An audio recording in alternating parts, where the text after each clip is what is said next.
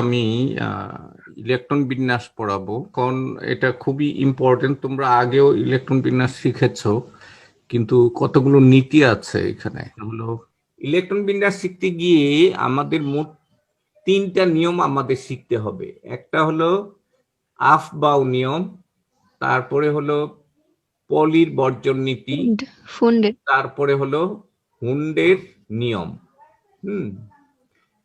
হুন্ডের মানে মাল্টিপ্লিসিটি, ইলেকট্রনের যে বিজোড় যেটা আর কি, বিজোড় অবস্থায় থাকার একটা নিয়ম আছে। তো এমনি নর্মালি আমরা স্পিন কোয়ান্টাম সংখ্যা থেকে আমরা জানি যে একটা অরবিটালে সর্বোচ্চ কয়টি ইলেকট্রন থাকতে পারে? 2টো ইলেকট্রন, যদি এদের স্পিন কি হয়, ভিন্ন হয়। যেমন দেখো এখানে 2টো ইলেকট্রন, এইটা একটা অরবিটাল, এটা একটা অরবিটাল, এই অরবিটালে 2টো ইলেকট্রন আছে, এটা হলো এটার স্পিন প্লাস হাফ, এটার স্পিন মাইনাস হাফ। এখন সাধারণত প্লাস হাফ হইলে আমরা কোন দিকে দেই? উপর দিকে। এই নর্থটা সবসময় উপর দিকে, আমি বলছিলাম নর্থ হলো উপর দিকে। আর এই নর্থটা যদি উল্টা দিকে হয়, এই নিচের দিকে হয় নর্থটা, তাইলে এইটা হলো মাইনাস হাফ আর এটা হলো প্লাস হাফ, তাই না?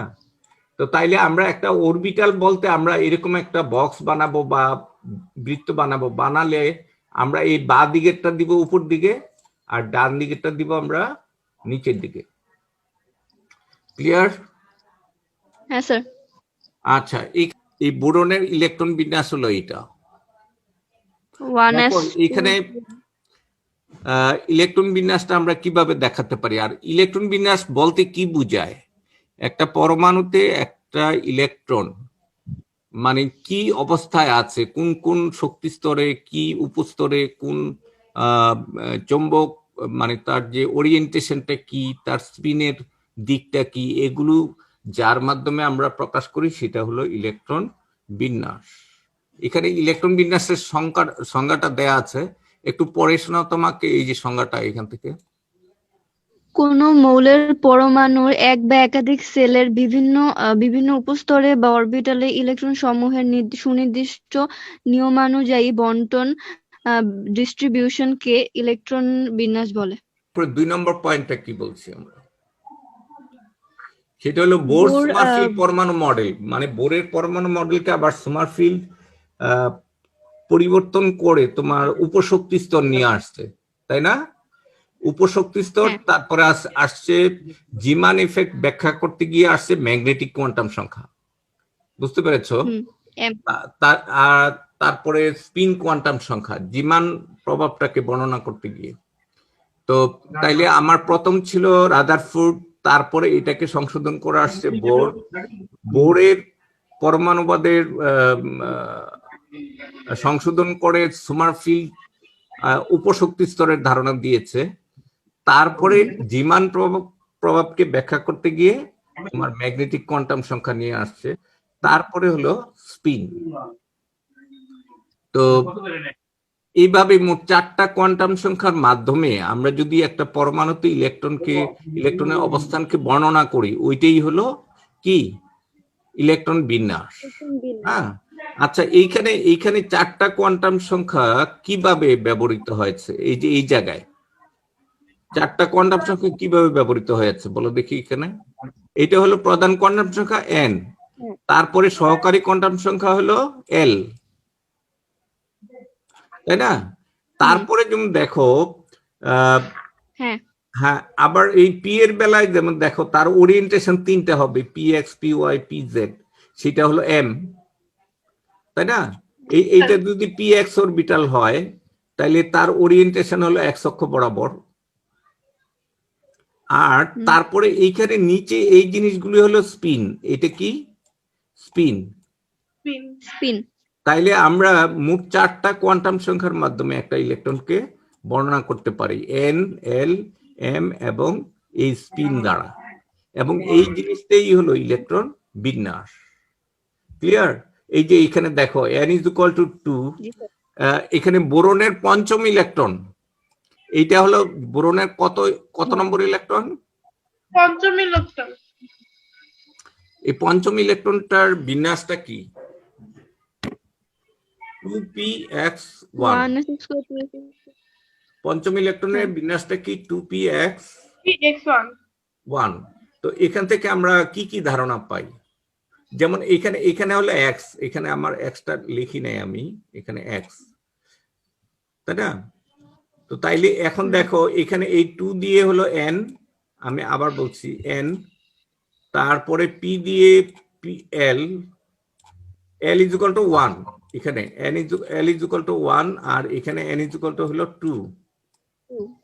তারপরে তোমার চৌম্বক x এর জন্য এখানে m is equal to কত? m is equal to হলো -1। -1 0 আর এইটা যে উপর দিকে আছে এর জন্য কি? Plus half s is equal to হলো +12। তাইলে একটা পরমাণুতে একটা ইলেকট্রন বর্ণনা করার জন্য আমরা কি করি? 4টা কোয়ান্টাম সংখ্যা ব্যবহার করি। যেমন দেখো বোরনের পঞ্চম ইলেকট্রনটার ইলেকট্রন বিন্যাস হলো এইটা, এবং তার কোয়ান্টাম সংখ্যার সেট, যেমন n এর মান 2, l এর মান 1, m is equal to -1, এবং m is স্পিন কোয়ান্টাম সংখ্যা is equal to +12। কি বুঝতে পেরেছো এটা? হ্যালো, তোমাদের কোনো প্রশ্ন আছে এখানে? জি স্যার। আজকে তো উপস্থিতি কম, তোমাদের উপস্থিতি কমে গেলে তো হবে না।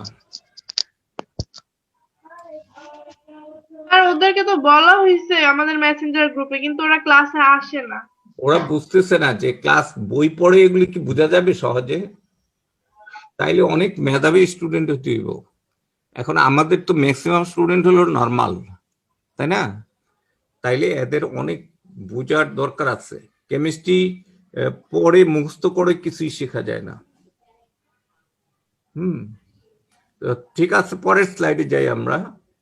এখানে দেখো এই জায়গাটা একটু পড়ে শোনাও আমাকে, এখান থেকে এটা মৌলসমূহের পরমাণুর ইলেকট্রন বিন্যাস নিম্নোক্ত নিয়ম ও নীতি দ্বারাও নিয়ন্ত্রিত হয়। 1. আউফবাউ নীতি, n+l নিয়ম, পলির বর্জন নীতি, হুন্ডের নীতি। আচ্ছা, n+l নিয়ম কিন্তু অলরেডি আগে আমি একটু পড়িয়ে ফেলছি, তাই না? জি স্যার। n+l দিয়ে আমরা কি বের করি? স্যার শক্তিক্রম, কার শক্তি বেশি, কার শক্তি কম। কোন স্যার যেটার শক্তি সেম হবে সেটা হলো স্যার কোনটার n এর মান বড় সেটা হলো আগে থাকবে, আর n এর মান ছোট যেগুলো সেগুলো হলো পরে থাকবে। পরে থাকবে না, অর্থাৎ ইলেকট্রন যে প্রবেশ করবে, ইলেকট্রন, এইটা হলো আফবাউ নীতি, ইলেকট্রন প্রবেশের নিয়ম। এই আফবাউ নীতি হলো ইলেকট্রন যার শক্তি কম তার মধ্যে আগে প্রবেশ করবে। বুঝতে পেরেছো? পরে যদি ইলেকট্রন বাড়তি থাকে তাহলে পরেরটাতে যাবে। তো এখন আগে আমার শক্তি, কোন অরবিটালের শক্তি কত, এটা বের করতে হবে না? বুঝতে পেরেছো? তো তাইলে এইটা আমরা এই n+l নিয়ম, এটা যে বিজ্ঞানী এটা প্রবর্তন করেছে তার নাম হলো মেডলাং। বুঝতে পেরেছো? আর শক্তিক্রম মানে এনার্জির অর্ডার। তো তাইলে n+l নিয়মে আমরা দুটো পয়েন্ট আগেই পড়েছি। 1 নম্বর পয়েন্টটা কি দেখো, 1 নম্বর পয়েন্ট এবং 2 নম্বর পয়েন্ট। 1 নম্বর পয়েন্টে আমরা বলছি যে যার n+l এর মান কম বা ছোট তার মধ্যে আগে ইলেকট্রন প্রবেশ করবে, তাই না? আচ্ছা, তারপরে হলো n+l এর মান যদি দুইটার সমান হয়, যার n এর মান ছোট তার শক্তি কম, তাই না? যার n এর মান ছোট তার শক্তি কম এবং তার মধ্যে আগে ইলেকট্রন প্রবেশ করবে। যেমন দেখো s অরবিটালের জন্য l is equal to 0, p এর জন্য l এর মান 1, d এর জন্য l এর মান 2, f এর জন্য l এর মান 3। এখানে দেখো একটা শক্তিক্রম চার্ট দেয়া আছে, এটা কি তোমরা একটু বুঝতে পেরেছো? এটা তোমাদের আরো একজন আছো, একটু বলো তো এই 4 দিয়ে কি বুঝায়? 4টা দিয়ে কি বুঝায়? স্যার আমি বলবো হুম স্যার না এটা দিয়ে শক্তি বোঝানো হয় হ্যাঁ শক্তি বোঝানো হয় স্যার এটার n+l দুইটারই n+l হলো 4 হ্যাঁ 4 কিভাবে এখানে 3 আর হলো 1 4 আর এখানে হলো 4 আর 0 তাই না এল এর মান 0 যেমন দেখো 3p 3p এর মধ্যে এখানে n ইজ ইকুয়াল টু 3 তারপরে হলো এই p এর জন্য l ইজ ইকুয়াল টু কত 1 তাইলে এখানে n plus l is equal to হবে কি 3 প্লাস 1 ইজ ইকুয়াল টু হলো 4 তাই না কিন্তু এই দুইটারই 4 হইল এর n এর মান ছোট আর এর n এর মান বড় অতএব তার শক্তি কম তার শক্তি বেশি তাইলে ইলেকট্রন আগে 3p তে প্রবেশ করবে তারপরে 4s এ প্রবেশ করবে আচ্ছা এইখানে দেখো এই জায়গাটায় দেখো এখানে সবগুলোর n+l এর মান কত 5 তো n+l নিয়মটা কি n+l নিয়মটা হলো যে এর মাধ্যমে একটা অরবিটালের শক্তি যেমন দেখো 3d অরবিটাল আর একটা হলো 4s অরবিটাল তাইলে এই 3d এর জন্য n এর মান কত বলো দেখি n ইজ ইকুয়াল টু কত এখানে n ইজ ইকুয়াল টু হলো 3 ও 3 আর হ্যাঁ হ্যাঁ d এর জন্য l এর মান কত 2 তাইলে এখানে এই 3d এর জন্য l+l এর মান কত হবে 3 প্লাস 2 5 3+2 ইজ ইকুয়াল টু হবে 5 আর এইটার জন্য n+l এর মান কত হবে 4 প্লাস 0 কারণ s এর জন্য 0 4 প্লাস 0 ইজ ইকুয়াল টু 4 তাইলে আমরা বলতে পারি না যে 3d এর চেয়ে আমরা বলতে পারি যে 4s এর শক্তি লেস দেন 3d তাই না তো তাইলে এখানে দেখো আমি এই ছবিটাতে আমি দিয়ে রাখছি এখানে এই যে s এর মান স্যার s এর মান 0 কেন হবে আরেকবার বলতে পারবেন হ্যাঁ স্যার s এর মানটা 0 কেন হবে আরেকবার বলা যাবে ভুলে গেছি একটু হবে n এর মান যদি ধরো 4 তাইলে l এর মান কত হবে বলো দেখি 3 হবে l এর মান কত হবে 0 তারপরে হবে 1 তারপরে হবে 2 তারপরে হবে 3 তাইলে এই জিরোর জন্য বলি আমরা s আর এইটার জন্য বলি আমরা p এইটার জন্য বলি আমরা d আর এইটার জন্য বলি আমরা f তাইলে s এর জন্য l এর মান কত 0 না হ্যাঁ হ্যাঁ বুঝতে পারছি স্যার p এর জন্য l এর মান কত 1 এখানে এই চার্টটা দেখো এই চার্টটা এই যে এই চার্টটা দেখো দেখছো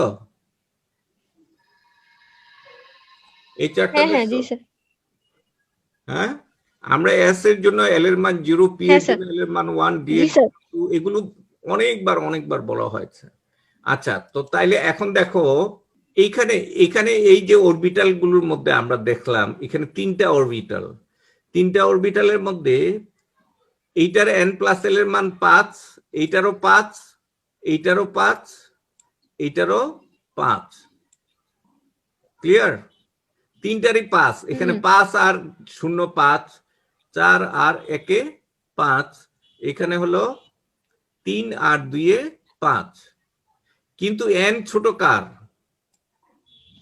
n ছোট হলো এইটার তাই না অতএব এখানে 3d এর শক্তি কম 4p থেকে আবার 4p এর শক্তি হলো 5s এর চেয়ে কম এখানে এই নিয়মটা এই দুইটা নিয়ম একটু পড়ো তো দেখি এই নিয়মটা আর এইটা হ্যাঁ বলো দুটি অরবিটালের মধ্যে যার n+l এর মান ছোট তার শক্তি কম এবং এতে আগে ইলেকট্রন প্রবেশ করবে দুটি অরবিটালের n+l এর মান সমান হলে যার n এর মান ছোট তার শক্তি কম এবং এতে আগে ইলেকট্রন প্রবেশ করবে এখানে n প্রধান কোয়ান্টাম সংখ্যা এবং l সহকারী কোয়ান্টাম সংখ্যা কি বুঝতে পেরেছো এটা আচ্ছা এখানে দেখো, এখানে এই সবগুলোর n প্লাস এল এর এখানে n প্লাস এল এর মান কত?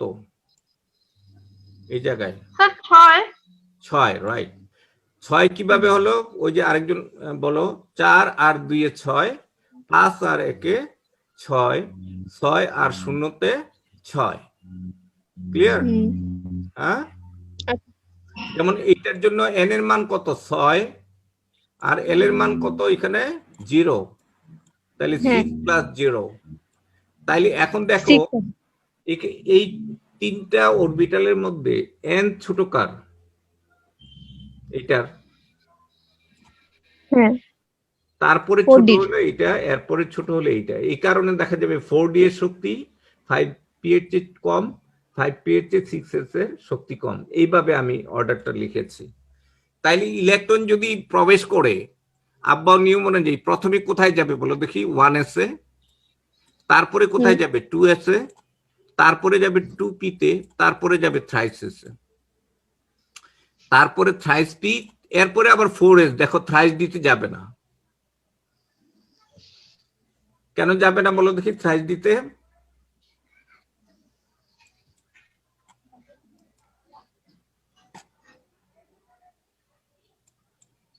thrice d তে কেন যাবে না? এই যে দেখো 4s,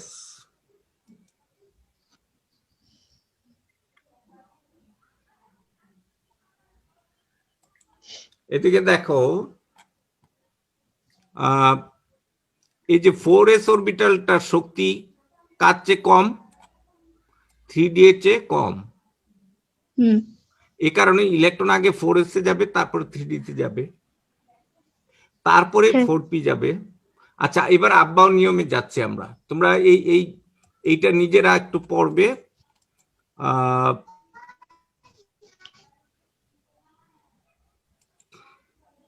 আচ্ছা পরেরটাতে যাচ্ছি। এবার দেখো আফবাউ নিয়ম। আফবাউ শব্দটা একটা জার্মান শব্দ, বুঝতে পেরেছো? আফবাউ প্রিন্সিপ থেকে আফবাউ প্রিন্সিপাল কথাটা আসছে। আফবাউ একটা জার্মান শব্দ, এইটার অর্থ হলো বিল্ডিং আপ। Building up. এই যে আমরা ইট দিয়ে যখন কোনো জিনিস ওয়াল তৈরি করি, আমরা নিচ থেকে উপরের দিকে উঠি না? এগুলি মনে করো এক একটা অরবিটাল, এক একটা ইট, তাই না? তো তাইলে নিচ থেকে উপর দিকে ওঠাটাকে আমরা বলি আফবাউ। নিচ থেকে উপর দিকে ওঠাটাকে, এটাকে আমরা বলি আফবাউ। কি বুঝতে পেরেছ? তাইলে এখানে দেখো আফবাউ নিয়ম। এই আফবাউ শব্দটা বাংলাও না, ইংরেজিও না, এটা একটা জার্মান শব্দ। হ্যালো, জি স্যার। আফবাউ অর্থ কি? নিচ থেকে। আফবাউ অর্থ হলো নিচ থেকে উপর দিকে গড়ে ওঠা, নিচ থেকে উপর দিকে গড়ে ওঠা। ক্লিয়ার? ইংরেজিতে কি বলা হয়? Building up. Principal. Building up মানে কি? নিচ থেকে বিল্ডিং মানে নির্মাণ। তো এই চার্টটা একটু খেয়াল করো, এই চার্টটা খেয়াল করো। এখানে n এর মান 1, তাইলে এই অরবিটালটা দেখো 1s, তারপরে আমরা কি লিখবো? 2s 2p, তারপরে thrice p thrice d, 4s 4p 4d 4f, তাই না? এইভাবে লিখবো আমরা। আচ্ছা এখন দেখো এই পাশে হলো n এর মান, আর এই পাশে হলো l এর মান। তাইলে s এর জন্য l এর মান কত? 0 না? আর p এর জন্য l এর মান 1, p এর জন্য l এর মান 2, f এর জন্য l এর মান 3। ক্লিয়ার? আচ্ছা তাইলে এখন দেখো 1s এর n প্লাস এই শক্তি কত? 1। 2s এর শক্তি কত? 2। তারপরে 2p thrices এর শক্তি কত হবে? 3। তারপরে এই লাইনে যা আছে সবগুলো শক্তি হবে 4। এই লাইনে হলো 5, এই লাইনে 6, 7 6, এই লাইনে 7। তাইলে আব্বাও নিয়ম অনুযায়ী ইলেকট্রন যার শক্তি কম তার মধ্যে আগে প্রবেশ করবে। তাইলে প্রথমে যাবে 1s এ, তারপরে যাবে 2s এ, তারপরে 2p থ্রাইসেস। এই তীর চিহ্নগুলো এটা নির্দেশ করছে। দেখো এই তীর চিহ্ন দিয়ে ইলেকট্রন কিভাবে প্রবেশ করবে সেটা নির্দেশ করছে। আচ্ছা, আর এইখানে দেখো, এখানে দেখো এইগুলো দিয়ে কি বোঝায়? এগুলো দিয়ে অরবিটাল। এগুলো দিয়ে কি বোঝায়? অরবিটাল। আমি orbital। নিচের স্লাইডে যাই, তোমরা এগুলো এই চার্টটা কি বুঝতে পেরেছো? এটা হ্যাঁ স্যার, এটা তো 10 এ ছিল। হ্যাঁ, এখানে এখানে এই তীর চিহ্নগুলো দিয়ে বোঝায় ইলেকট্রন যেভাবে যাবে। ঠিক, আব্বাও নীতিটাকে লেজি টেনেন্ট রোল, এটা মানে কি বলো দেখি? মানে গরিব হইলে এখানে লেজি বলতে হ্যাঁ, গরিব, গরিবের চাহিদা আগে, এই কথাটা বলা হয়েছে। এই হ্যাঁ, হ্যাঁ তো এখানে এই যে দেখো আব্বাও নিয়মটা, এটা এইটা তোমরা পড়ে ফেলবে। প্রথমে নিম্ন শক্তি স্তরের অরবিটালকে ইলেকট্রন পূর্ণ করবে, পরে পরে যদি আরো যদি ইলেকট্রন অবশিষ্ট থাকে তাহলে থাকে, ক্রমানুযায়ী অপেক্ষাকৃত ইলেকট্রন যাবে। উচ্চ শক্তির অরবিটালের শক্তি ক্রমানুসারে পূর্ণ করবে। হ্যাঁ, আমরা পরের ইয়াতে স্লাইডে যাই। আউফবাউফ নিয়মানুযায়ী 4s ও 3d অরবিটাল দুটির মধ্যে 3d অরবিটালের শক্তি 4s অরবিটালের শক্তির চাইতে বড়। তাই কোন পরমাণুর ইলেকট্রন বিন্যাসের ক্ষেত্রে ইলেকট্রন আগে 4s অরবিটালকে পূর্ণ করবে, অতঃপর বাড়তি ইলেকট্রন 3d অরবিটাল গুলোকে পূর্ণ করবে। যেমন পটাশিয়ামের ইলেকট্রন বিন্যাসে 19তম ইলেকট্রন 3d অরবিটাল গুলোতে না গিয়ে 4s অরবিটালে যায়। আচ্ছা, এখানে 19তম ইলেকট্রন বলতে আমরা কি বুঝি? এই যে দেখো এখানে আমি বক্স দিয়ে, এক মিনিট, আমি বক্স দিয়ে দিয়েছি ইলেকট্রনটা, হ্যাঁ, পটাশিয়ামের, শোনো এইভাবে লেখলে তো পটাশিয়ামের 19টা ইলেকট্রন আছে বুঝায়, তাই না? জি স্যার। আচ্ছা, 19টা ইলেকট্রন হলে এখানে S1S2 এর মানে কি? 1 ইলেকট্রন 1 2, তারপরে 2S2 তাহলে হলো 3 4, 5 তারপরে এখানে 6টা ইলেকট্রন 5 থেকে 10, 10 4 5 6 7 8 9 10 পর্যন্ত যাবে। আচ্ছা, এরপরে আরো 2টা ইলেকট্রন, তাহলে 11 12, এখানে এই 2টা ইলেকট্রন হলো 11 নম্বর আর 12 নম্বর। এখানে 6টা ইলেকট্রন কটা? 13 থেকে 18টা। তারপরে দেখো 3D, এটা ফাঁকা, এটা ফাঁকা, তাইলে 19তম ইলেকট্রনটা কোথায় গেছে? এইটা হলো 19তম ইলেকট্রন, 4s এ গেছে। এটা যাওয়ার কথা ছিল কোথায়? 3D তে, কিন্তু না গিয়ে গেছে 4s এ। এটা বক্স পদ্ধতিতে, দেখো বক্স পদ্ধতিতে আমি লিখেছি, এই যে দেখো। তো এখানে একটা প্রশ্ন হতে পারে যে পটাশিয়ামের 19তম ইলেকট্রনটি 3d অরবিটালে না গিয়ে 4s এ যায় কেন? অথবা এরকম একটা চিত্র দেওয়া থাকতে পারে, এরকম একটা চিত্র, বুঝতে পেরেছো? চিত্র দিয়ে বলবে যে এই অরবিটাল গুলো ফাঁকা কেন, এগুলো ফাঁকা কেন। হ্যাঁ, তো এটা কার নিয়ম দিয়ে আমরা ব্যাখ্যা করব? এটা হলো আফবাও নিয়ম দিয়ে।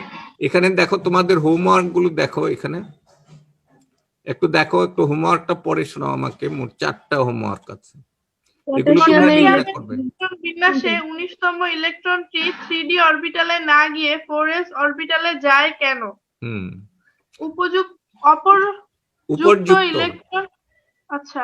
উপযুক্ত ইলেকট্রন বিন্যাসে 3d অরবিটাল সমূহ ফাঁকা কেন? ওই যে এরকম একটা, শোনো, এরকম একটা উদ্দীপক দেওয়া থাকবে, এই যে এইরকম একটা উদ্দীপক দেওয়া থাকবে। এটা বোর্ড পরীক্ষায়ও আসছে একবার, যে এই 3d অরবিটাল গুলো ফাঁকা কেন, এটা একটা প্রশ্ন, এটা বোর্ড পরীক্ষার প্রশ্ন। এইটাও তোমরা ক্লাস 10-এ অনেক যত্ন করে পড়ছো, তাই না? স্যার, আমরা স্যার এখানে তো আউফবাউফ নীতি ছাড়া n+l এর নীতি দিয়ে করতে পারবো না? না, n+l নীতি তো কোন অরবিটালের, শোনো, কোন অরবিটালের শক্তি বেশি কোনটার কম এইটা নির্ধারণ করে, বুঝতে পেরেছো? স্যার, যেটাতে শক্তি বেশি মানে যেটাতে শক্তি কম সেটাতে ইলেকট্রন যাবে, এটাও না বলা হয়েছে? বলা হয়েছে, কিন্তু অ্যাকচুয়ালি n+l নিয়মটা হলো এনার্জি অর্ডারিং রুল, মানে অরবিটাল গুলোর কোনটা শক্তি বেশি কোনটা কম, এইটা বুঝতে পেরেছো? এটা আরো পরে আসছে, আফবাউ নীতির পরে আসছে। হ্যাঁ, তুমি বলতে পারো যে n+l নিয়ম দিয়েও করতে পারে। n+l নিয়মটা মূলত হলো যে অরবিটাল গুলোর শক্তিক্রম নিয়ম, মানে কার শক্তি বেশি কার কম হবে কোন নিয়মে, এইটা ক্লিয়ার? জি স্যার। আচ্ছা, এরপরের প্রশ্নটা দেখো। ক্যালসিয়ামের ইলেকট্রন বিন্যাসে 3d অরবিটাল সমূহ ফাঁকা অবস্থায় থাকে কেন? বিশ্লেষণ করো। হ্যাঁ, ক্যালসিয়াম কত নম্বর ক্যালসিয়ামের মৌল? 20। হ্যাঁ তাহলে তার 3d অরবিটালে থাকার 20 হইলে তার বাইরে ছেলে 19-20 এই দুইটা ইলেকট্রন থাকবে না? 19 হ্যাঁ, নম্বর স্যার। এবং 20 নম্বর। দুইটাই ফেলে যাবে। 4s2 হবে। হ্যাঁ, 4s2 হবে তো, কিন্তু 4s2 3d কে ডিঙে তো যায়, তাই না? ক্যালসিয়ামের বেলায় দেখা যাবে যে এখানে ইলেকট্রন বিন্যাসটা এইখানে 2 হবে, এখানে 2, তাই না? এখানে হ্যাঁ। 2 হবে এবং এখানে s2 হয়ে যাবে, 4s2। তো এখানে 3d অরবিটাল গুলো ফাঁকা থাকে। আর এই 3 লেভেলটা আমি একটা বক্সের মাধ্যমে লিখছি এখানে। তুমি ইচ্ছা করলে এই 3s-টা একটু ফাঁকা লিখতে, এখানে একটা ফাঁকা জায়গা রাখবা, রেখে পি পি লিখবা, এখানে একটা ফাঁকা জায়গা রেখে আবার ডি লিখতে পারো। আমি সবগুলো 3 লেভেলটা পুরো একবারে লিখে ফেলছি। হ্যাঁ, এই তো ঠিক আছে। আমি আরেকটা স্লাইড একটু দেখবো। এই যে দেখো, এখানে এই প্রশ্নটা একটা সিকিউ প্রশ্ন, এই প্রশ্নটা একটু দেখো। এখানে এ একটা মৌল, হ্যালো, জি জি স্যার। স্যার। এ একটা মৌল, এটার ইলেকট্রন বিন্যাসটা এইরকম। এখানে নিয়ন লিখলে আমরা 10টা বুঝে ফেলি একবারে। হ্যাঁ, 10টা মানে এখানে আমি 2s2 আর 2p6 পর্যন্ত হয়ে গেছে, এটা বুঝি। হ্যাঁ, তাইলে কি থাকবে? Thrice s, thrice p, thrice d, 4s, তাই না? হ্যাঁ। তো আমরা এরকম এ একটা মৌল, আমি মৌলের নাম বললাম না, এটা যেহেতু সিকিউ মানে ক্রিয়েটিভ কোশ্চেন, আমি মৌলের নামটা বলে দিলাম না। তো এরকম ইলেকট্রন বিন্যাস হতে পারে। এখানে এই প্রশ্নগুলো একটু পরে দেখো তো, এগুলো সলভ করবে। এটা একটা বোর্ড প্রশ্ন। স্যার উদ্দীপকে তো স্যার আমরা দেখতেই পাচ্ছি যে স্যার 10টা ইলেকট্রন আছে, তাহলে তো স্যার 3d অরবিটালে যাওয়ার কথাই না, আর 4sও তো যাবে না। উদ্দীপকে 10টা ইলেকট্রন কিভাবে? এখানে না 10টা, হ্যাঁ নিয়ন স্যার। বলতেই তো 10টা, আর এখানে আছে একটা,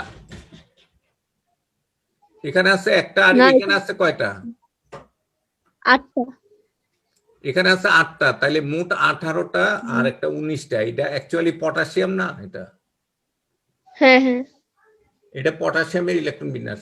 উদ্দীপকে 10টা ইলেকট্রন কোথায় দেখলে তুমি? এখানে 9টা, বাইরে হইলো 9টা, আর ভিতরে কয়টা? 10টা। এই নিয়ন লেখলেই 10টা বোঝায়। কি বোঝায়? ও আচ্ছা স্যার, বুঝতে পারছি।